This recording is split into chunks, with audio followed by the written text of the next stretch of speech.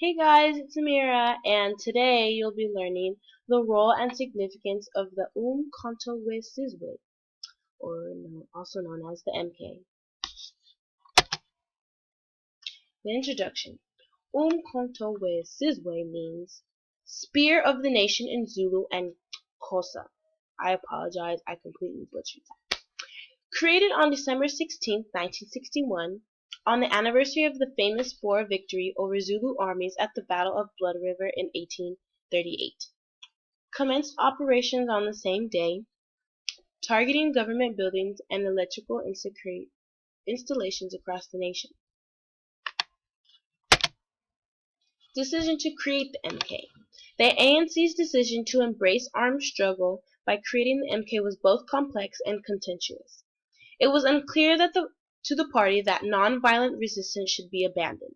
Chief Lutuli's, the ANC leader, authority would have been overcome if armed struggle were to be adopted. By embracing violence, the ANC risked surrendering the moral high ground and alienating many of its moderate allies in the anti-apartheid struggle. Continuation. In favor of the armed resistance was the sheer implacability of the MP government, and its willingness to resort to extreme force to go against any form of protest. The predicament of the Africans had steadily worsened. The idea of an armed wing had been gestating in the minds of leading ANC members for some time. Mandela had spoken publicly of armed struggles as early as 1953. Next slide. The M plan envisioned the government prohibition of the ANC and the creation of an armed wing as a necessary precondition for the guerrilla war that would constitute the next stage of the anti-apartheid struggle. Mandela was not the only one to consider radical measures, though. Left-wing youth of the movement, trade unions, and radical Africanists alike grew restive at what they perceived to be the unduly cautious approach of the leaders. Lutuli's call for patience could only be headed for so long, and he was seen as increasingly out of step with the rank and file of the party. People wanted action, they were tired of non-violence. The events of 1960 proved decisive in swinging the argument in favor of taking the struggle onto a new phase. Both the ANC and the PAC were banned when the authorities passed the Unlawful Organizations Act in April. Leading ANC and SACP members were arrested and were not released until August.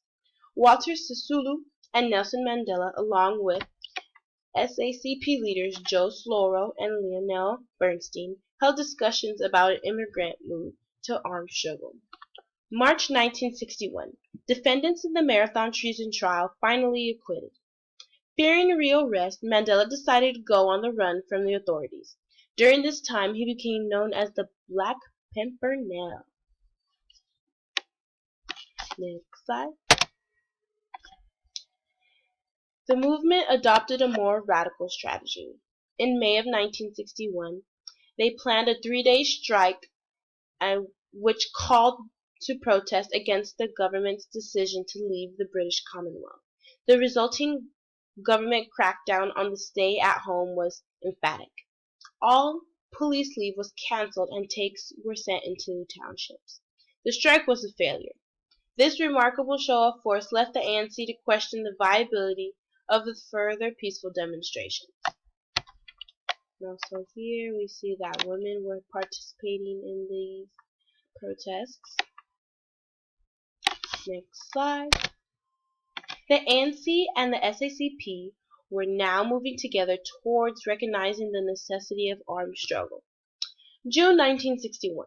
Mandela presented his proposal for an official MK to senior party leaders at an ANC working committee.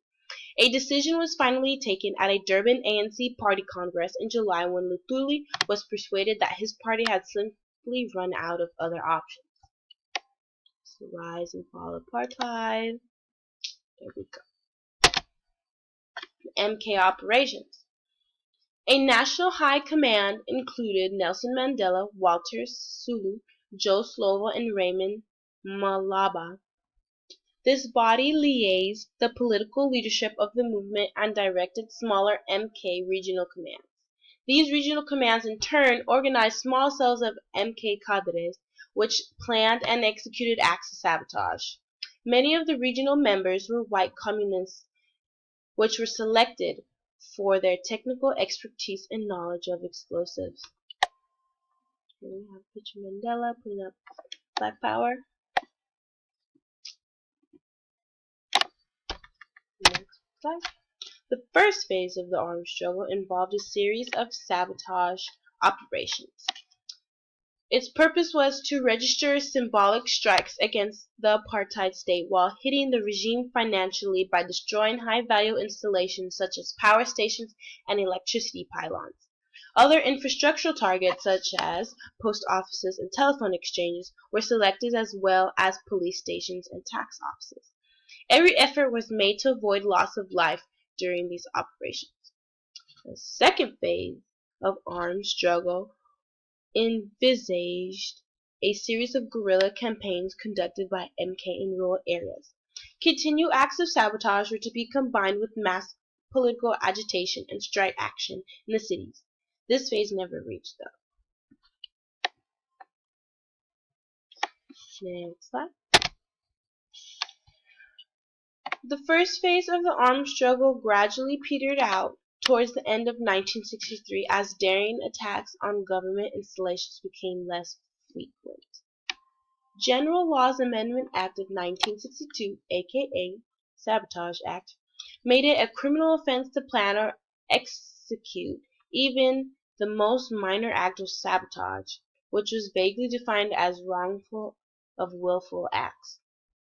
Sentences ranged from a minimum of 5 years imprisonment to the death penalty.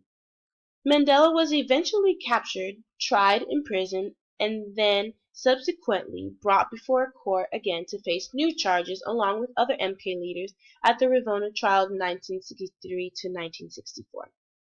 Following the guilty sentences, attempts were made to reconstitute the MK High Command, but these efforts met with little success. Next slide. Operations. Regional commands were in disarray. With all the major leaders either arrested or in exile, there was no direction from the center. The Spear of the Nation trial of MK cadres in Natal in 1964 extinguished the armed wing in the province where it had been most effective. By the end of the year, all armed activity in South Africa had ceased. The next phase of the armed struggle, conducted from exile and on an altogether more limited scale, had begun. With the ANC and MK destroyed, the anti-apartheid struggle seemed to be at the lowest of ebbs. It would be over a decade before it would rise again. Here we have some propaganda. Next slide. Assessment of the MK. The MK in many ways was a failure. Its creation gave the government the green light to launch an all-out assault on the liberation movement. The result is that the first phase of the armed struggle lasted only a couple of years. By 1964, the MK had been hunted down and its organizational structure in South Africa was dismantled. Most important leaders were arrested and imprisoned, and others were forced into exile. Operations were largely limited to the acts of sabotage. The M plan failed to get off the ground, with MK failing to spark its planned rural insurgency.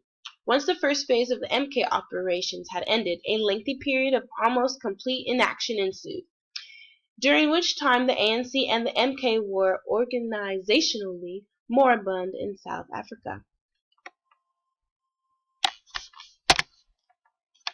These criticisms of the MK only tell half of the story, though. South African government was determined to crush the ANC.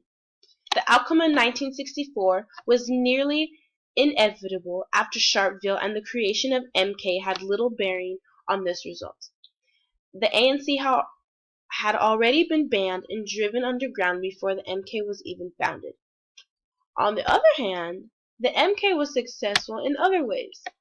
It showed that Africans were not afraid to take up arms against the might of the government. The courageous acts of sabotage carried out by MK operatives added luster to the ANC legend. The act that MK even existed helped to keep the spirit of the resistance alive during the dark days of the 1960s and early 1970s. I believe this is the last slide. So it was. Thanks for listening.